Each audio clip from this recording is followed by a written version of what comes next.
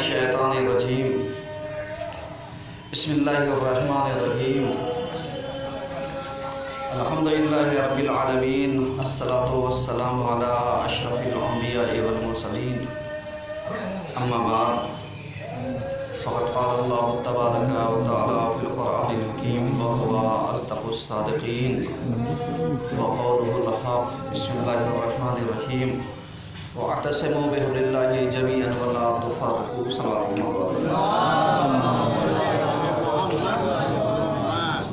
عزیزان گرامی، آج کے پہلے خطبے میں صرف موبائل کو آگے بڑھاتے ہوئے ہماری گفتگو اس عنوان پر جاری ہے کہ بہترین دین حضور والا جب تک ہم دین کے لانے والوں کو اور دین کے پہنچانے والے کو نہیں پہچانیں گے تب تک ہم دین کے بارے میں صحیح جانکاری حاصل نہیں کر سکتے۔ میں نے بارہا آپ کی خدمت میں عرض کیا کہ دین کا لانے والا اور دین کو ہم تک پہنچانے والا پاک و پاکیزہ ذات کا مالک ہے اور جس کی سند خود قرآن دیتا ہے۔ بعض اوقات افراد ترجمہ کرنے میں لحاظ نہیں رکھ پاتے، جس کی بنیاد پر جو پیغمبر کی شخصیت ہے وہ کہیں نہ کہیں جریحہ دار اور مقروض ہوتی ہے، داغدار ہوتی ہے اور کہیں نہ کہیں محدود ہوتی ہے۔ حضور والا چونکہ پیغمبر کی شخصیت اور پیغمبر کی معرفت اگر ہم اپنے من سے نکالنا چاہیں، اپنے آپ سے تلاشنا چاہیں، اپنے آپ سے دیکھنا چاہیں، تو ایک سوال آ کر کے کھڑا ہوتا ہے، میں خود کیا ہوں؟ یعنی ایک انسان کی ہستی، ایک انسان کا وجود، اس کی عظمت اور اس کی اہمیت، اس کی شخصیت ایک سوالیہ نشان ہے۔ اور دیکھا جائے کوئی ایک ایسا فرد یا ایک ایسا پرسن لے آئیے کہ جو یہ دعویٰ کر لے میں 100% پرفیکٹ ہوں، دین کے اعتبار سے، عمل کے اعتبار سے، دنیا داری کے اعتبار سے، مذہب کے اعتبار سے، عقیدے کے اعتبار سے اور معرفت کے اعتبار سے۔ کوئی یہ کہہ سکتا ہے؟ نہیں کہہ سکتا۔ ایمانداری سے بتائیے، جو قرآن پیغمبر کو سند دے رہا ہے، ان کی عصمت کی، ان کی طہارت کی، ان کی پاکیزگی کی، ان کے نبی ہونے کی، ان کے منصب نبوت اور فائز ہونے کی جو یہ سند دے رہا ہے، تو قرآن کہیں نہ کہیں جا کر کے اس چیز کو بتا رہا ہے کہ اگر اہل بیت کو قرآن سے الگ کرنا چاہو تو کبھی بھی سمجھ میں آنے والے نہ اہل بیت سمجھ میں آ سکتے ہیں اور نہ قرآن سمجھ میں آ سکتا ہے۔ میں آپ سے ایک سوال کرتا ہوں، آپ قرآن کتنا جانتے ہیں؟ ایک مولوی مولانا، ایک عام انسان تو چھوڑ دیجیے، مولوی مولانا وہ انسان کہ جو عربی میں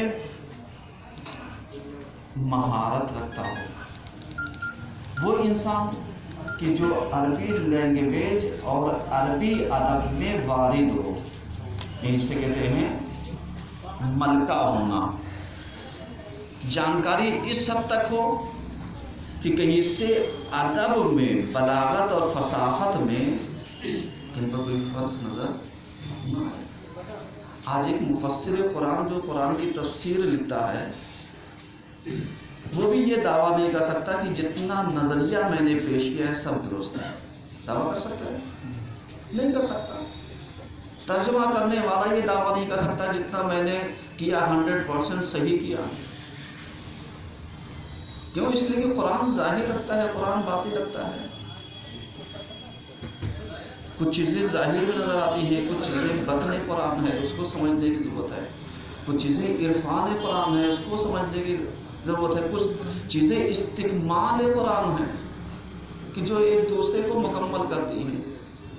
کچھ چیزیں مکمل قرآن ہیں، مکمل آیات ہیں۔ سمجھ رہے ہیں؟ تب جا کر کے سمجھ میں آئے گا کہ مطلب ایک آیت دوسری آیت کے بارے میں کیا نظریہ رکھتی ہے۔ کبھی کبھی ایسا ہوتا ہے کہ ایک چند آیتیں ملائیے تو ایک نتیجہ نکلے گا۔ اگر کوئی صاحب ایک آیت کو پکڑ کے بیٹھ جائے خالی، یہ صحیح نہیں ہے، درست نہیں ہے۔ اب جب ترجمہ کرنے والا یا مفسر قرآن جس کی عظمت اور اہمیت کا آپ اندازہ نہیں لگا سکتے، یعنی کئی علوم کا مالک ہوگا، کئی علوم پر ملکہ رکھنے والا ہوگا، مہارت ہوگی، جب ان چیزوں پر دسترسی ہوتی ہے پھر بھی کہتا ہے مجھ سے جتنا ہو سکا میں نے کیا، اس کے علاوہ لکھتا ہے واللہ عالم بالصواب۔ صحیح بات تو صرف اللہ ہی جانتا ہے، بہتر اللہ جانتا ہے۔ سمجھ رہے ہیں؟ اب اسی پر آ کر کے کوئی ایک ایسا انسان ٹپوئی کرے خود قرآن کے بارے میں کہ صاحب قرآن میں یہ صحیح ہے اور یہ غلط ہے، یہ اس چیز کا میسج دیتی ہے، وہ چیز کا میسج دیتی ہے، یہ غلط بیان کر رہی ہے، یہ صحیح بیان کر رہی ہے۔ اپنا نظریہ میں ذرا سا نظریہ پیش کرنے والے کو آپ سوچئے کہ اس کا ایمان، یہ شخص مرتد ہو چکا ہے، اس لیے کہ جس کا ایمان قرآن سے خارج ہو جائے، عقیدہ نکل گیا، اس لیے کہ یہ چیز نہیں ہے۔ آج مسلمانوں کی مقدس ترین کتاب کیا ہے؟ قرآن ہے۔ ہمارا عقیدہ قرآن کے بغیر ہے، ہمارا اسلام قرآن کے بغیر ہے، ہمارا عمل قرآن کے بغیر ہے، اہل بیت خود قرآن کے بغیر ہے۔ آپ کہیں گے نا، جب یہ سب قرآن کے بغیر نہیں ہے، اب ذرا سا جا کے اپنے عقل کا اندازہ لگائیے کہ اگر کوئی یہ کہنے لگے کہ صاحب اس قرآن کے اندر اتنی آیتیں گڑبڑ ہیں، سمجھ رہے ہیں؟ اس زمانے میں ہوتا تب تو سمجھ میں آ سکتا تھا کہ صاحب ہو سکتا ہے پیسے کی لالچ میں، جیسے بہت سارے افراد نے دعویٰ کیا میں بہت ساری قرآن کی آیتیں لے کر کے آیا تھا، لیکن لے کر کے نہیں ہے، جمع نہیں کی گئی، کیونکہ جمع کرنے کا معیار جو قرآن کی جمع آوری ہے، جو طریقہ قرآن ہے، آپ اس کے بارے میں شک و شبہات پیدا نہیں کر سکتے۔ ہمارے امام کی حدیث ہے، سند ہے، ہمارے امام سے سوال کیا گیا، خود مولا علی علیہ السلام سے جنہوں نے خود قرآن کو لکھا، جمع آوری کی، اس کی تفسیر لکھی، اس کے شان نزول، معرفت، عرفان، جتنی بھی چیزیں آپ لا سکتے ہیں سب امت نے نہیں لیا۔ امام نے کہا اب تم اسے قیامت سے پہلے نہیں دیکھ سکتے۔ ہمارا عقیدہ بدل گیا، ہمارا نظریہ بدل گیا، کیا خود امام کا نظریہ بدل گیا کہ صاحب تم نے میری نہیں مانی تو اب ہم تمہاری بھی نہیں مانیں گے؟ ہم اور آپ ہوتے تو شاید اسی کے کہ صاحب چونکہ آپ نے میری بات نہیں مانی لہذا میں آپ کی بات نہیں مانوں گا۔ لیکن کیا کہنا مولا کائنات کا، بہت سنا ہے، کہا یہ جو قرآن موجودہ ہے اس قرآن کے بارے میں ہمارا عقیدہ ویسے ہی ہے جیسے یہ نازل ہوا ہے۔ ہمارا عقیدہ ویسے ہی ہے کہ اس میں کوئی الٹ پھیر نہیں ہے، اور جو موجودہ ہے یہی اتنا ہی ہے۔ اب آ جائیے قرآن کیا کہتا ہے اس کے بارے میں۔ قرآن ایک دعویٰ کرتا ہے۔ دعویٰ اس لیے میں نے وہ کیا چونکہ بہت سارے لوگ چیلنج جب کرتے ہیں نا تو چیلنج کے مقابلے میں چیلنج اچھا لگتا ہے۔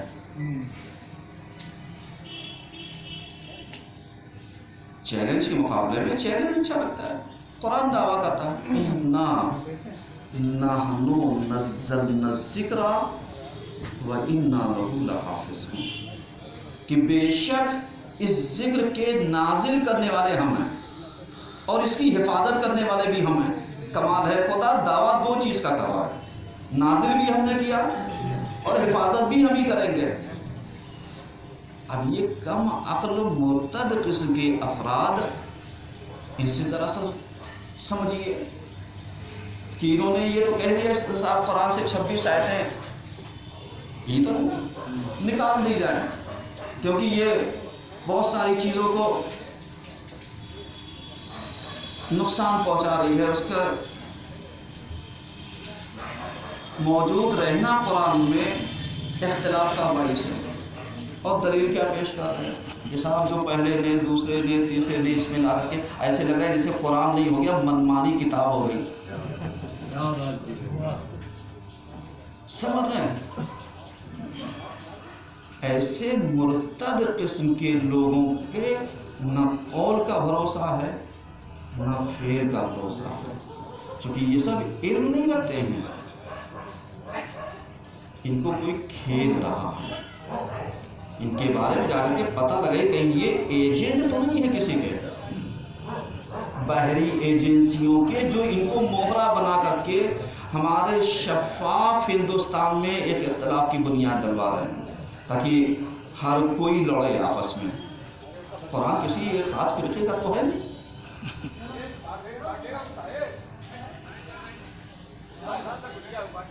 اور جب قرآن ہمارے پاس موجود ہے تو عقیدہ بھی کیسا ہونا چاہیے؟ ایسے ہی اب صاحب عربی کے بہت سارے معنی ہیں۔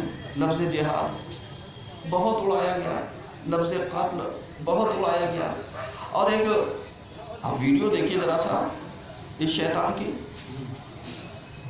اس میں یہی کہتا ہے کہ صاحب یہ میں اس لیے بیان کر رہا ہوں تاکہ یہ چیزیں ضرورت ہیں آج، اگر اس کے خلاف یہ نہیں کیا جائے گا تو آج ہمارا ہندوستان جلنے کٹنے بننے مٹنے پر تیار ہو جائے گا۔ تو ایسے شخصوں کا، ایسے قسم کے افرادوں کا جو بھی ان کے ساتھ ہے، ان کا سد باب ہونا چاہیے، یعنی ان کے مشن، ان کا مقصد، ان کا ایم جو ہے یہ بند ہونا چاہیے۔ مثلا جیسے ایک مثال دی صاحب، اگر کسی کو قتل کرنے کی اجازت ہے تو ہمیں بھی اجازت دے دی جائے مارنے کی، ہم بھی مارتے ہیں۔ کیا قرآن ایسی کسی قسم کی آیت کی دعوت دیتا ہے؟ آپ بتائیے۔ اور اس میں دلیل دی گئی کہ اگر صاحب قرآن بڑھاوا دیتا ہے پڑھائی کے اوپر، مدرسوں کے اوپر، یہ اس سے جا کر کے پوچھو یہ کلمہ پڑھا کہاں پر ہے؟ بڑا ہو کر کے اس کے آباء و اجداد نے کہاں سے دین کی تکمیل کی؟ سمجھ رہے ہیں؟ یہ سب چیزیں صرف اس لیے کہہ رہا ہوں تاکہ آپ سمجھیے ذرا سا۔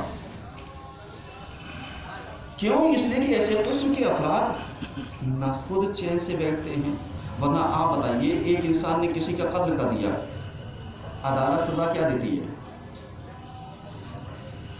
یا عمر قید ہوتی ہے، یا قتل کا بدلہ قتل ہوتا ہے یا نہیں ہوتا ہے؟ یا عام انسان کو جب چاہا مار دیا، کہا نہیں جرم کرو گے تو اس کا بدلہ یہ ہے۔ قرآن بھی تو یہ کہتا ہے کہ اگر اس کام کو انجام دیا تو اس کا بدلہ یہ ہے، کسی کو تھپڑ مارا تو اس کا بدلہ تھپڑ ہے، کسی کو تماچا مارا تو تماچے کا بدلہ تماچا ہے۔ یہ کیا ہے؟ یہ کیا قتل کی دعوت دے رہا ہے؟ سمجھ ہی نہیں سکتے قرآن کی باتوں کو، کیونکہ قرآن کے آیتوں کو، اور کمال اس وقت ہوتا جب یہ 26 آیتوں کو پیش کر دیتے ہیں، پیش بھی نہیں کیا، دعویٰ ہے خالی دعویٰ۔ کبھی آپ جانتے ہیں ایسے قسم کے افراد جو شر پسند ہوتے ہیں، یہ ایک شگوفہ چھوڑتے ہیں، ایک شوشہ پیدا کرتے ہیں، تاکہ شوشہ پیدا کر دیا، اب آپ اس پہ تبصرہ کرتے رہیے، اب آپ اس پہ کمنٹمنٹ کرتے رہیے، اب آپ اس پہ آلوچنا کرتے رہیے، समझ रहे हैं? यानी जितनी भी चीज़ें हैं आप उस पर करते रहिए, इनको मज़ा आएगा, ताकि ये सोचेंगे मुखालिफिन जिसके लिए होंगे वो पता कैसे चलेगा। ये नहीं पता कि बदबख्त यजीद पे लानत हम उस वक्त से लेके क़यामत तक करेंगे, तो हम तो यजीद के मुखालिफ पहले से हैं। समझ रहे हैं?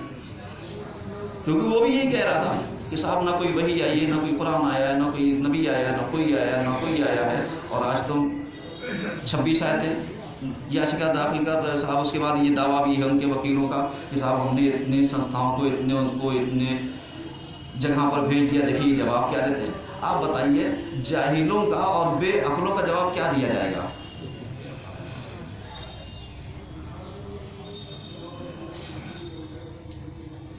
भाई तुम्हें इल्मी गुफ्तगू करनी है, मुनाज़रे की दावत दो, देखोगे आते हैं लोग, नहीं आते हैं। ये खारिज करना, निकालना और बेहूदगी बातें पैदा करना, शोशा पैदा करना किस चीज़ की दलील है? तुझे समझ में नहीं आ रहा है, तुम्हारी समझ में नहीं आ रहा है, आओ समझो, जानवे अदब तय करो। यूनिवर्सिटियाँ खुली हुई हैं, लोग PhD कर रहे हैं, तुम भी आकर के करो। लोग सीख रहे हैं, तुम भी आकर के सीखो। अब आप समझिए इसके पीछे लॉजिक क्या हो सकता है। लॉजिक यही हो सकता है कि आज इख्तिलाफ फैलाने का, मुमिनीन के क़ुलूब को ठेस पहुंचाने का, जितने भी लोग इस्लाम धर्म को मानते हैं सबकी आस्था को ठेस पहुंचाने का केस इसके ऊपर होना चाहिए। क्योंकि खाली मुसलमान हिंदुस्तान में नहीं रहते, पूरी दुनिया में रहते हैं, और ये तौहीन किसी एक मुसलमान की नहीं है, पूरी दुनिया के मुसलमानों की है। तो उल्टा तो इसको बंद कर देना चाहिए कि साहब किसी धार्मिक भावनाओं को बहका कौन रहा है, भड़का कौन रहा है, इख्तिलाफ डाल कौन रहा है। क्योंकि हमारे हिंदुस्तान का संविधान इस चीज़ की इजाज़त नहीं देता है। तो केस किसके ऊपर होना चाहिए? इसके ऊपर होना चाहिए। क्यों किसी की धार्मिक भावनाओं को बढ़ावा दे रहे हो? ना ये कि तुम किताब को आकर के चैलेंज करो, वो भी जिसने तुझे वजूद दिया, जिस ज़ात गिरामी का नाम खुदा है, जिसका तू कलमा पढ़ने का दावा करता है, पता नहीं बाकी भी है या ख़त्म हो गया, मुसलमान है भी या रह गया। क्योंकि खाली मुसलमान घराने में पैदा हो जाना कमाल नहीं है, और अपने आप के सामने रज़वी लगा लेना कमाल नहीं है। क्योंकि हसब नसब नहीं देखा जाता, देखा क्या जाता है तकवा देखा। वरना नूह का बेटा भी क्या है? नबी का बेटा है। इसके अलावा और भी आप देखिए बहुत सारे ऐसे अफराद पाए। तो ये तारीख है। मौलाना अलमदार के जुमले नहीं कि साहब आप सोचिए किसी को भड़का रहे हैं, भड़का नहीं रहे हैं, ये बता रहे हैं ताकि कम से कम जितने लोग यहाँ आते हैं जुमा पढ़ने के लिए, इनकी तरफ से एक मैसेज जाना चाहिए कि साहब ये शैतान आदम जो कुरान के खिलाफ आवाज़ बुलंद कर रहा है, खुद इसके खिलाफ आवाज़ बुलंद होनी चाहिए। क्योंकि हम यहाँ पर मुसलमान एक हैं और हिंदुस्तान के पैरोकार हैं। यहाँ का संविधान इजाज़त नहीं देता कि किसी की धार्मिक भावनाओं को क्या किया जाए, ठेस पहुँचाए। एक सलवात पढ़िए सब।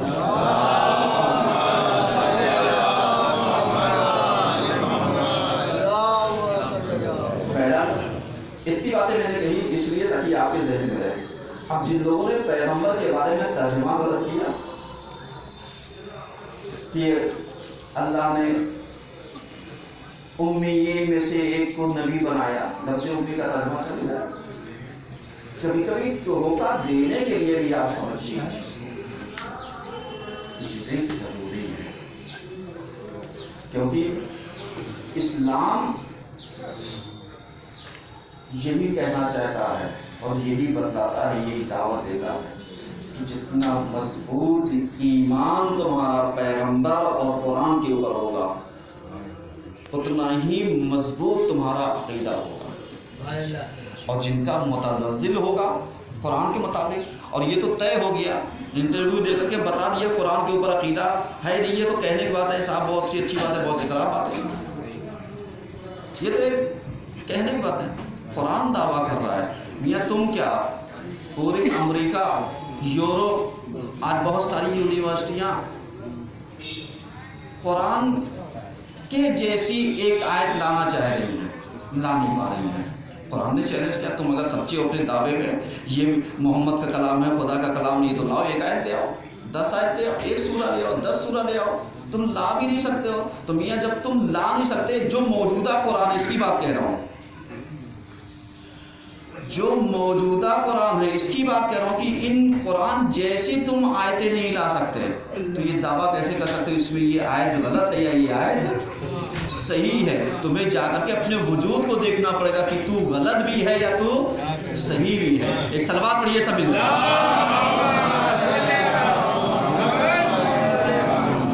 اعوذ باللہ من الشیطان الرجیم بسم اللہ الرحمن الرحیم والعصر ان الانسان لفی خسر الا الذین آمنوا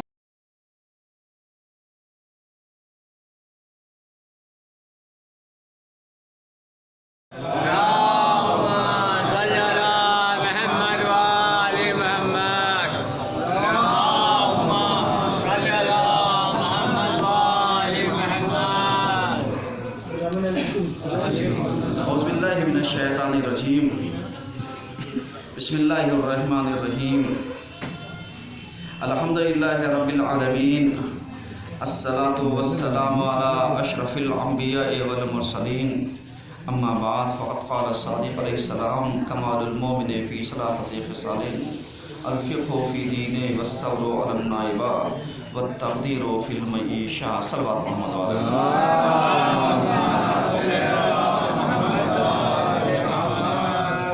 عزیزان گرامی آج کے دوسرے خطبے میں سلسلہ مباحث کو آگے بڑھاتے ہوئے ہماری گفتگو اس عنوان پر جاری ہے کہ بہترین زندگی کیا ہے حضور والا جب تک ہم معصومین کی سیرت طیبہ کا مطالعہ نہیں کریں گے جب تک ہم ان کے ہر پہلو کو غور سے نہیں دیکھیں گے مطالعہ نہیں کریں گے معرفت حاصل نہیں کریں گے تب تک ہمیں بہترین زندگی کا لطف نہیں آ سکتا کیونکہ بہت سارے لوگوں نے مجبوری یہ ہے کہ ہمیشہ اہل بیت جن کی عصمت کے بارے میں قرآن نے دلیل دی اس سے جب موازنہ اور مقایسہ کرتے ہیں کمپیریزن کرتے ہیں تو آپ جانتے ہیں کیا ہوتا ہے نتیجہ یہ ہوتا ہے کہ ہم اپنے کو سدھارنے کے بجائے ہم اہل بیت جیسی شخصیتوں کو اپنے میزان پر لا کر کے تولنا چاہتے ہیں نہ یہ کہ ہم ان کے میزان پر اپنے آپ کو تولیں کہ دیکھیں ہم کتنے پانی میں ہیں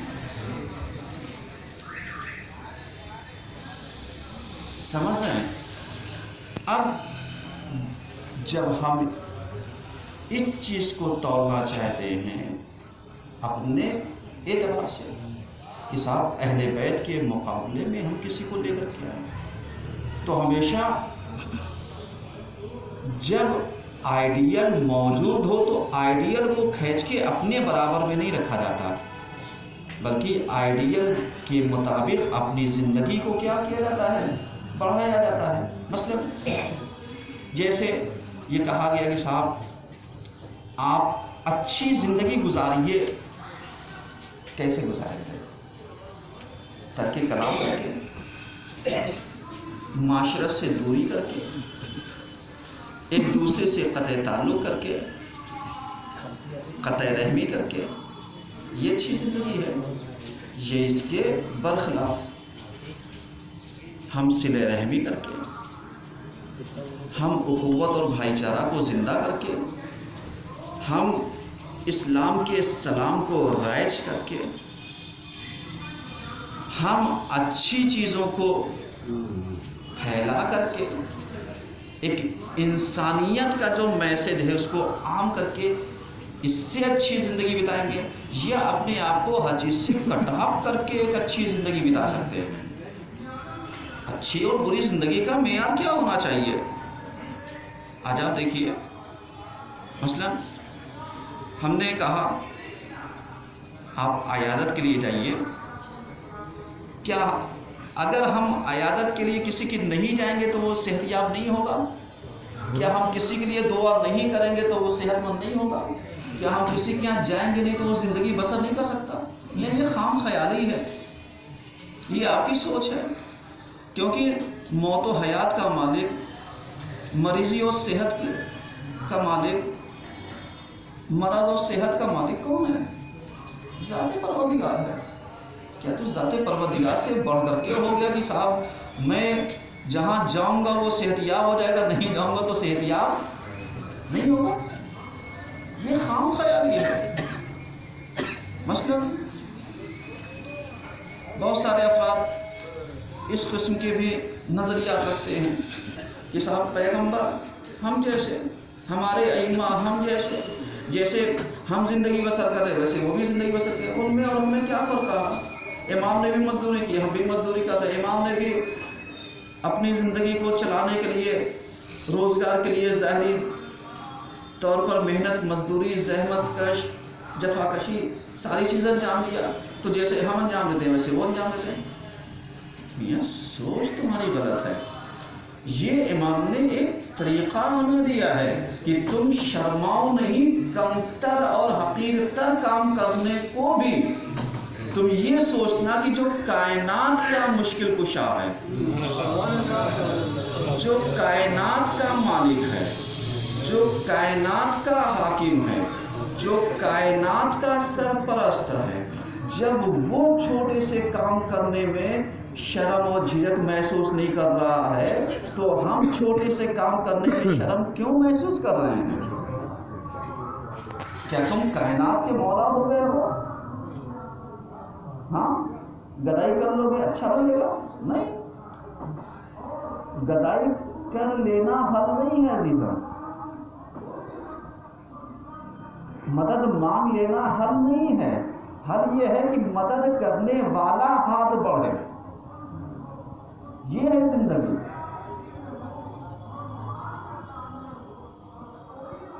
یہ ساری چیزیں کیوں؟ اس لیے کہ جو لوگ پیچھے بات کریں ان کی آواز ہم تک آ رہی ہے، ہمارے کان ہوتا ہے۔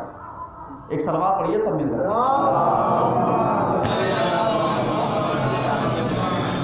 اور میں نام بدنام لے سکتا ہوں، یہاں سے کان اتنی تیز کان ہے، یہاں تک آواز آ رہی ہے۔ ایک سلوات پڑھیے سب مل کر۔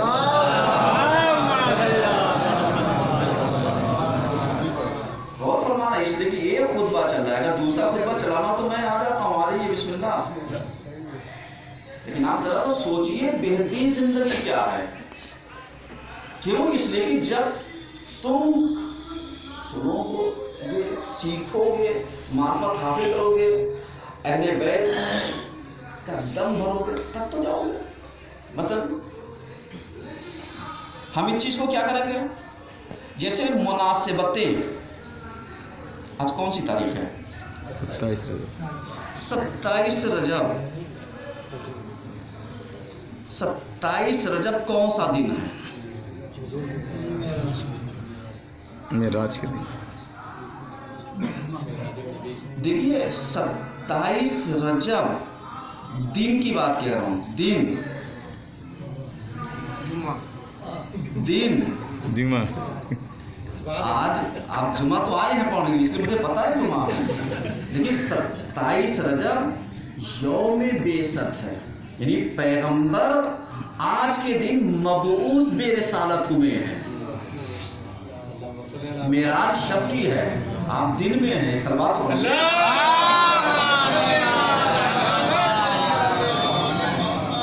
یعنی پیغمبر مبعوث بے رسالت ہوئے، یعنی جو اعلان کیا ہے ظاہری، وہ 27 رجب تھی، مبارک ترین دن۔ بہت سارے افراد روزے سے ہیں، چہرہ دکھ رہا ہے، کچھ ہیں، مبارک ترین دن ہے، مبارک ہے آپ لوگوں کے لیے کہ جو واقعی ان دنوں کی عظمت کو سمجھتے ہیں۔ بہترین زندگیاں کیسے گزاری جاتی ہیں؟ جب ہم بزرگان کی ساری چیزوں کو مطالعہ کر کے اور اپنے کو کمپیئر کرے کہ ہمارا عمل اور اہل بیت کا عمل کہاں پر جا رہا ہے اور ہمیں کہاں پر جانا چاہیے. تو اب پیغمبر مبعوث بے رسالت ہوئے، پیغمبری کے عہدے پر فائز ہوئے، اس سے آسان لفظ نہیں کہہ سکتا. پیغمبر کا سب سے پہلا فرمان کیا تھا؟ مبعوث بے رسالت ہوئے تھے، سب سے پہلا فرمان کیا تھا؟ سناٹا وہاں تک، اور باتیں بہت ہو رہی تھی. سمجھ رہے ہیں کیوں؟ اس لیے کہ یہ چیزیں کبھی کبھی بتائی جاتی ہیں تو آپ اپنے کام کو کم سے کم آدھا پون گھنٹہ 40 منٹ کے اللہ پلے کا خطبہ ہوتا ہے، اس کو ذرا سا غور کیجیے.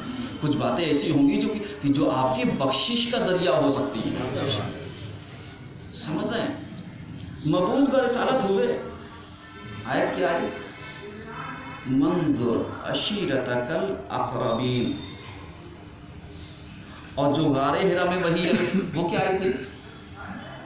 بسم اللہ الرحمن الرحیم، اقرا بسم ربک الذی خلق خلق الانسان من علق اقرا وربک الاکرم الذی علم بالقلم الی آخر. اس کا مطلب کیا ہوا؟ اس کا مطلب یہ ہوا کہ آپ ذرا سا غور کیجیے جا کے کہ اس کا تعلق ہے آپ سے. اتنی زندگی کا دار و مدار یہ ہے، پیغمبر کو حکم دیا پڑھو. اگر مسلمان پڑھا لکھا نہ ہو، پیغمبر کا ماننے والا کتنا ہے؟ جب پیغمبر کو حکم دیا جا رہا ہے پڑھو، آپ کو تو پڑھا لکھا ہونا چاہیے، دین کی معرفت ہونی چاہیے، احکامات الہیہ کے جانکار ہونا چاہیے، آپ کو معرفت الہیہ سے سرشار ہونا چاہیے. صحیح ہے نا؟ تب اور کب آپ ایسے ہوں گے؟ جب آپ قرآن پڑھیں گے. قرآن ہمیں کیا سکھاتا ہے؟ لیکن ہم نے قرآن کو صرف اتنا ہی تو سمجھا ہے. مولانا صاحب بتا دیے میرا روزگار نہیں چل رہا ہے، کوئی آیت بتا دیے میں پڑھ لوں. میرا بچہ بیمار ہو گیا، کوئی آیت بتا دیے تو صحتیاب ہو جائے. میرے گھر کے اندر شیاطین ادھم بہت مچاتے ہیں، کچھ آیت بتائیے شیطان جو ہے وہ تھم جائے. یا قرآن کی تلاوت کیجئے، شیطان خود ہی بھاگ جائیں گے. قرآن آیا تھا عمل کرانے کے لیے، ایک ہمیں ہماری لائف کو بہتر طریقے سے بتانے کے لیے ایک نمونہ دیا قرآن نے. ہم نے قرآن کو کیا بنایا؟ خود ہی الٹا نمونہ بنا دیا. اب پیغمبر آئے کس لیے تھے؟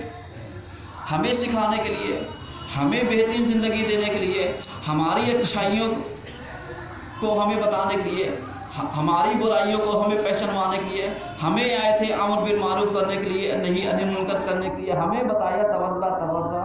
اب اگر ہم کچھ چیزیں لے لیں اور کچھ چیزیں چھوڑ دیں تو صاحب یہ دین ہے. دین کوئی دسترخوان نہیں ہے کہ جو من میں آیا وہ کھا لیا، جو من میں نہیں آیا وہ چھوڑ دیا. دین کے اوپر آپ کو چلنا ہے. دین کے نگلنے کا نام دسترخوان ہو. غور کر رہے ہیں؟ شادی بیاہ کا موقع یہ پورا مہینہ چل رہا ہے، ذرا سا غور کیجیے. آپ کو چلنا ہے بہترین زندگی بتانے کے لیے اسلام کے اوپر، نہ یہ کہ آپ کا من جو کرے گا وہ آپ کیجئے گا. نہیں، اختیار اللہ نے دے رکھا ہے، صرف اس لیے کہ اجر دینا ہے اس کو، تاکہ تم جتنے اختیارات کا فائدہ اٹھاؤ گے اپنے من سے، اپنے اختیار سے، اتنا ہی اجر ہے. اور قرآن بار بار کہتا ہے کہ ہم ذرہ برابر بھی کچھ ضائع نہیں کرتے. وَمَن يَعْمَلْ مِثْقَالَ ذَرَّةٍ، ذرہ برابر خیر اور ذرہ برابر شر. ذرہ برابر شر سمجھتے ہیں؟ مثلا دیکھیے ایک میں مثال دے رہا ہوں لاسٹ والے تک کے لیے. ہم بیٹھے نماز میں، ہم نے اللہ اکبر کہا، کونی بغل والے کو مار دی. کونی بغل والے مار دی اور اس نے کچھ کہا، ارے بھائی تھوڑا سا. اس کا مطلب کیا تھا؟ اس کا مطلب یہ تھا کہ کہیں نہ کہیں ذرہ برابر شیطنت. بھئی مجبوری میں اگر کسی سے ٹھوکر لگی تو اللہ جانتا ہے، دل کا حال وہ جانتا ہے. لیکن اگر جان بوجھ کر، جیسے آپ نے دیکھا بہت سارے لوگ کیا ہوتے ہیں، سجدے میں گئے افطاری غائب ہو گئی. بہت سارے لوگ سجدے میں گئے، پیچھے پیسہ گرا تھا، وہ پیسہ غائب ہو گیا. ایک مثال دے رہے ہیں. یہ کیا ہے؟ کون سی نماز پڑھ رہے ہو؟ کون سا عمل کر رہے ہو؟ کون سی زندگی گزار رہے ہو؟ کیا کرنا چاہ رہے ہو؟ کیا بتانا چاہ رہے ہو؟ آپ غور کر رہے ہیں تو ذرہ برابر عمل اس کی بھی سزا ہے اور ذرہ برابر عمل اس کی بھی جزا ہے. دونوں چیزیں ہیں. اللہ کے یہاں بہت بڑا بورڈ نہیں لگایا کہ جو سب سے زیادہ انجام دے کر کے آئے گا اس کو ہم سب سے زیادہ انعام دیں گے. کہا جو خلوص سے جتنا بھی لے کر کے آئے گا اس کو ہم قبول کر لیں گے. واقعہ سب پڑھتے ہیں پیغمبر کے زمانے کے. صحیح ہے نا؟ کھجور والا ایک آدمی بیچارہ غریب تھا، 2 کھجوریں لے کر کے چکر کاٹا تھا، کوئی دیکھنا ملا نہیں. آپ بتائیے اللہ نے ڈھیر والوں کی کھجوریں لی تھیں ہیں؟ یہ اس کی خلوص کی نیت کی. اب پتہ چلا کہ ڈھنڈورا پیٹنے سے کچھ حاصل نہیں ہوتا ہے. یہ جانے اور وہ جانے کیونکہ عمل کا نام ہے سرن و علانیہ. کوئی بھی کام انجام دینا ہو تو چھپ کر کے بھی کرو، دکھا کر کے بھی کرو. چھپ کر کے اس لیے کرو تاکہ اللہ کے نزدیک خلوص سے عمل رہے، دکھا کر کے اس لیے کرو تاکہ دوسروں کے اندر بھی جذبہ پیدا ہو. ایک سلوات پڑھیے سب.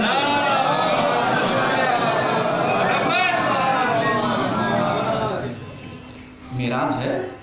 آپ کیا کر سکتے ہیں بھائی؟ جو روزے دار ہو روزہ کھلوا دیجیے گا. کھلوا سکتے؟ اگر یہ بھی نہیں کر سکتے گھر جائیے گا، بیوی بچوں کے لیے کچھ تحفے تحائف لے کر کے چلے جائیے گا.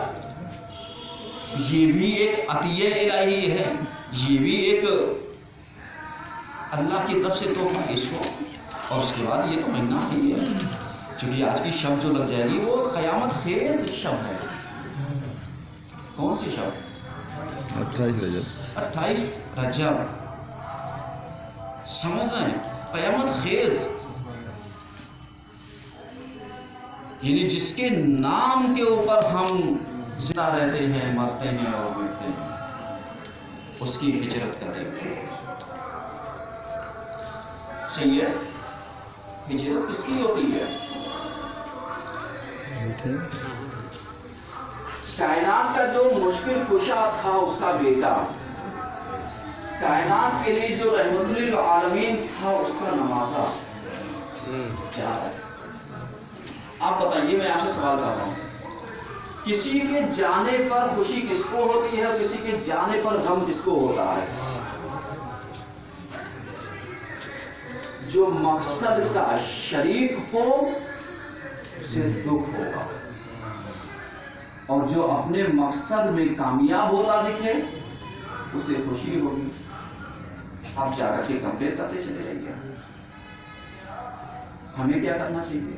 کیونکہ اصل بنیاد کربلا کی یہیں سے ہے. دیباچہ کربلا ہے سفر امام حسین علیہ السلام. ہم کیا کر سکتے ہیں؟ مولا ہم کاش کربلا میں ہوتے تو پتہ نہیں کیا کر دیتے. نہیں، آپ یہاں پر ہیں، اللہ نے آپ کو زندگی دی، کورونا وائرس سے محفوظ رکھا اور آگے بھی محفوظ رکھے انشاءاللہ. اور کرنا ہے شیطنت سے، سازشوں سے، منصوبہ بندیوں سے محفوظ رکھے اللہ. غور کیجیے گا ذرا سا. اس کا مطلب کیا ہوا؟ اس کا مطلب یہ ہے کہ ہم محفوظ رہیں. کیا کر سکتے ہیں؟ مولا ہم مدینے میں نہیں تھے جب آپ جا رہے تھے، ہوتے تو آپ کے ساتھ چلتے. آج ہم 1441ویں ہجری میں 42ویں ہجری میں جی رہے ہیں. سمجھ رہے ہیں؟ اب جب ہم اس میں جی رہے ہیں تو امام کے نام پر کیا کر سکتے ہیں؟ کچھ کر سکتے ہیں؟ نہیں. آپ امام کے نام پر جو کر سکتے ہو وہ کریے. کار خیر جو بھی انجام دے سکتے ہیں. جو کا لفظ بہت وسیع ہوتا ہے اردو میں، اس کی گنجائش بہت بڑی ہوتی ہے. کیونکہ 28 کے بعد پھر پوری کربلا کا دیباچہ شعبان سے لے کر سے لگا ہوا ہے. پہلی شعبان، دوسری، تیسری، چوتھی، پانچویں الی آخر تاریخیں لگی ہوئی ہیں. ہم ان تاریخوں میں کیا کریں گے؟ مثلا دے دیے لکھ کے. پہلی شعبان ولادت ہے جناب زینب سلام اللہ علیہا.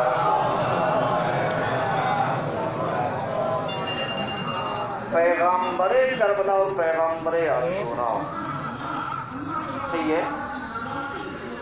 ہم اپنی بیٹیوں کو یا اپنے گھر کی عورتوں کو، چاہے وہ ماں کی صورت میں ہو، بہن کی صورت میں ہو، بیٹے کی صورت میں ہو، چاہے دوسرے رشتوں کی صورت میں موجود ہو، ہمیں کیا کرنا چاہیے؟ اس دن کے لحاظ سے، جیسے ابھی آپ نے دیکھا 8 مارچ بہتوں نے وومن ڈے منایا. یہ لوگ مناتے ہیں. وومن ڈے کا مطلب یہ نہیں ہوتا ہے صاحب ایک دن صرف عورت سے مخصوص کر دیے. ریسپیکٹ کرنی ہے تو 365 دن عزت دیجیے. عزت ہے کیونکہ صرف واحد عورت کی وہ ذات تھی کہ جس کے لیے سرکار انبیاء کھڑے ہو جایا کرتے ہیں. اور کر رہے ہیں واحد صرف عورت کی ذات تھی. ورنہ کوئی پوری تاریخ دکھا دے کہ کوئی مرد آیا ہو اور پیغمبر کھڑے ہو رہے ہو بار بار. سمجھیے گا مولانا علمدار کی بات کو. کوئی بھی دکھا دیجیے کہ صاحب آ رہے ہوں اور پیغمبر تعظیم کے لیے کھڑے ہوں. لیکن کیا کہنا سیدت نساء اہل جنہ کا کہ کائنات کی واحد عورت جس کے لیے پیغمبر کھڑے ہو رہے ہیں. اس کا مطلب کیا ہے؟ اس کا مطلب اس کے اندر وہ شخصیت، وہ جاذبیت، وہ کیفیت، وہ حاکمیت پائی جاتی ہے کہ یہ لائق تعظیم بنے. یعنی اب تعظیم کر کے اس کو اتنا رتبہ دے دینا کہ یہ جس منصب پر بھی رہے باوقار رہے، باعزت رہے. ایک سلوات پڑھیے سب مل.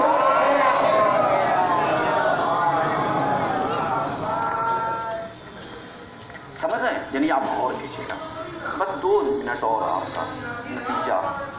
اب امام حسین علیہ السلام کی باری ہے، مولا عباس کی باری ہے. ہم ان کے لیے کیا کر سکتے ہیں؟ ہم ان کے لیے وہی کر سکتے ہیں انسانیت کا پیغام عام کیجیے. گھروں میں پکوان آپ کھائیں گے آپ کے لیے ہوگا. محفل کریں گے محفل آپ کے لیے ہوگی. انہیں کے نام پر کھانا کریں گے ایک فرقے کے لیے ہوگا. لیکن انسانیت کے لیے نام حسین پر وہ کام کرو جو تمہیں ہمیشہ زندہ رکھے. کیونکہ ہمیں حسینیت کو بڑھاوا دینا ہے. اور اگر ہمارا خون کسی کے رگوں میں جا کر کے حسینی بن کے تو ایک سلوات تو بڑھیا سب مل رہا ہے.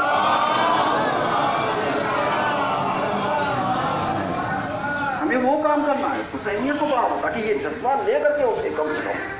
تو نام حسین پر ہم بتا تو سکتے ہیں کہ حسین کے نام پر جب ہم اپنا خون بھی بہا سکتے ہیں، اپنا خون بھی ڈونیٹ کر سکتے ہیں، ہم زندگیاں بھی بچا سکتے ہیں. تو انشاءاللہ یاد رکھیے گا 18 مارچ صحیح ہے شکشک پارک میں ٹھیک 11 سے لے کے 3 بجے تک blood donation camp and medical camp.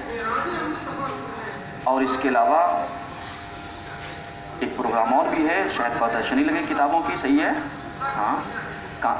تو اس میں شرکت ضرور کیجیے تاکہ آپ چاہیے ولو آپ بلڈ دیں یا نہ دیں. جذبہ ہوگا تو دیں گے، ہاں مجبوری ہوگی تو مت دیجیے گا. لیکن اگر آپ صحیح سالم ہیں تو آپ یہ سوچ کر کے دیجیے گا کہ ہم نے جو دے دیا نام حسین پر واپس لینا ہے. واپس لینا ہے نہیں لینا ہے میاں. نام حسین خود ہی اتنا بلڈ پیدا کر دے گا کہ دینے والوں کی ضرورت نہیں پیدا ہوگی. سمجھ رہے؟ تو انشاءاللہ پہنچیے گا آنے والی 18 تاریخ کو، تاکہ ایک میسج کائنات کے لیے جائے، انسانوں کے لیے جائے کہ نام حسین پر کانپور والوں نے یہ کام انجام دیا. صحیح ہے. اور باللہ من الشیطان الرجیم بسم اللہ الرحمن الرحیم. ان اللہ وملائکته یصلون علی النبی یا ایھا الذین آمنوا صلوا علیہ وسلموا تسلیما. اللهم صل علی سیدنا محمد صلی اللہ علیہ وآلہ وسلم وعلى امیر المومنین علی نبی تعالی وعلى آل محمد وعلى رسول اللہ حسین شہید صلی اللہ علیہ وسلم محمد محمد والمسلم جعفر علی محمد نبی علی محمد رسول اللہ علیہ السلام اللهم صل على مولانا صاحب الزمان مہدی آثار ذکر و تقیال و حالی شکر و نفاق پروردگارہ ہماری اس قلیل سی عبادت قبول فرما دے پروردگارہ ہم لوگ جس مقصد میں جس مشن میں لگے اس کامیابی عطا فرما دے پروردگارہ جتنے بھی لوگ کار خیر میں حصہ لیتے ہیں چاہے دنیاوی اعتبار سے دینی اعتبار سے معنوی اعتبار سے اخلاقی اعتبار سے پروردگارہ ان کو اجر عظیم عطا فرما دینا پروردگارہ ہم سب کو معرفت اہل بیت سے سرشار فرما دینا پروردگارہ ہم سب کا شمار اہل بیت کے دوستان میں ان کے معاون اور مددگار میں شمار فرما دینا